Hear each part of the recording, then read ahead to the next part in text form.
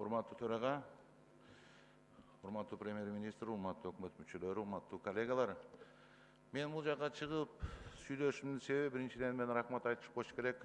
Биздин фракциянын лидеринин атайын убагын сурап алдым. Себеп дегенде, урматтуу премьер-министр, мен сиздин отчетуңузду көргөндө маданият жөнүндө 49 баракта көрүнүп турат. Болгону 6 сап гана сөз жазылыптыр. 6 сап. Бир багытка, маданият багытында.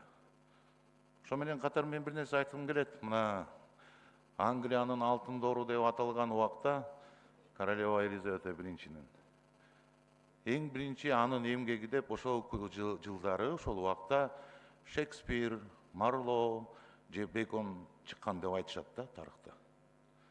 Биз деле тарыхта калбайбыз өзү негизи. Тарыхта калса калат элек го, мына 5-6 президент болду.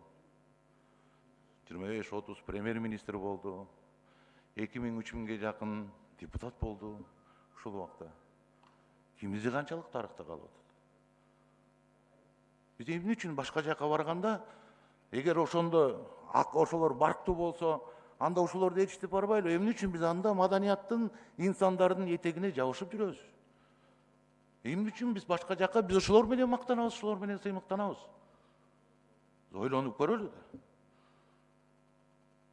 Биз өзүнчө мамлекет дейбиз. Мына чындыгын айталычы. Кече үнү баткенге бир 60 сакалчан келди эле. Эмне болду?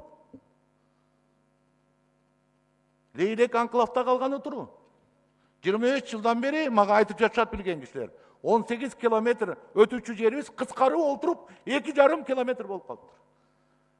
Эртең ал жерди тажиктер тосуп койсо эмне болду? Лейлек эл менен кош айтышалыбы? Эмне болуп атабыз? Эртең башка жаныбыздагы кошуналар жөн эле сельсоветине эле жиберип койсо, мүмкүн Кыргызстан жок болуп кетиши мүмкүн. Кыргызстанды кыргыз кылып сактай турган эң биринчи өзөгү, жери жана тили жана маданияты да урматтуу. Урматтуу коллегалар, урматтуу өкмөт. Анан ошол жерге 6 сап жазып, аны кыскартып бердим мен, 2 сап эле кылса болот экен. Ошондо 2 сап жазып отурасыңарбы маданият боюнча? Эртең мына биз кетебиз. Барыбыз, парламент жаңы депутаттар келет. Ошондо кимдин аты калат бүгүнкү күндөгү? Кимдин атын аталабыз? Чыңгыз Айтматовтай, Төлөгөн Касымбековтай, Мукай Эребаевтай, Таттуу Турсунбаевтай, Төлөбү Шокеевтай, Болот Самчиевтай, кимдин атын атайбыз бүгүнкү күндүн 25 жыл биз эркиндикте жашаганда? Кимди чыгара алдык? Кайсы маданияттын атын аталабыз? Биз кайсы инсандын атын? Мына ушул биз бийликте турганда, биз парламентте, өкмөттө жүргөндө, биз ушундай жаштарды өстүрдүк. Эл аралык маанидеги деп кимдин? Мен оюмча эч кимдин атын атай албайбыз. Биз 25 жылдан бери 3 гана нерсени абдан жакшы аткарып келе жатабыз. Бул президентти шайлоо, премьер-министрди шайлоо жана парламентти шайлоо. Руханий багытта эмне кыла алдык? Эмне жылыштар болду? Чыңгыз Айтматов менен Алыкул Осмоновдун мекенинде бир жазуучубуз жок бүгүнкү күндө. Ооз кала турган. Бир акыныбыз жок. Бир театр жылдызы жок Муратбек Рыскуловдун мекенинде. Карап көрсөңүз акыбалын. Ушул жазуучуларды өстүрүш болгону эле, ошо жазуучуларга бир 15 миллион, 20 миллион карап коюш керек го. Болгону 38 миллионду, 18 миллион долларга тесттин мунаразын талкаладык. Мындан кийин ошондой жумуш болсо бизге эле айткылачы маданиятчыларга, ошондой 18 миллиондук жумушту биз эле барып күрөк лом менен иштеп берели мындан кийин. Ошол акчаны маданиятка эле которуп койгулачы. Анан 11-20 миллионду жазуучуларга, киночуларга, театрга, же опера балетке котороюн десе сиздин өкмөт башчыларыңыз чыгат, өкмөттөр чыгат. Жок, муну кыла албайбыз. Бул жерде мындай экономика. Эмне болгон экономика? Эгер биз 1%-тен 1,5% ашырбай келе жатсак, ушул дагы экономика. Бул кандай болот маданият деген? Эгер силер өзүңөрдүн отчетуңарда болгону 6 сап менен ушул маданиятка көңүл буруп келе жатсаңар, кандай болот биздин анда жашоо кандай болот?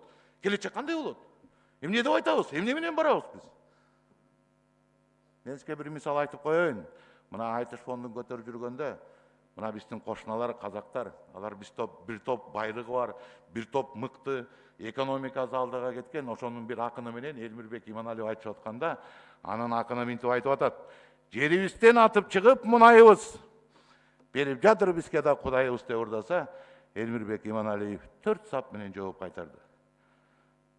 Таланы берген казакка мунайга жакын болсун деп, тоону берген кыргызга Кудайга жакын болсун деп, таланы берген казакка темирге жакын болсун деп, тоону берген кыргызга теңирге жакын болсун деп.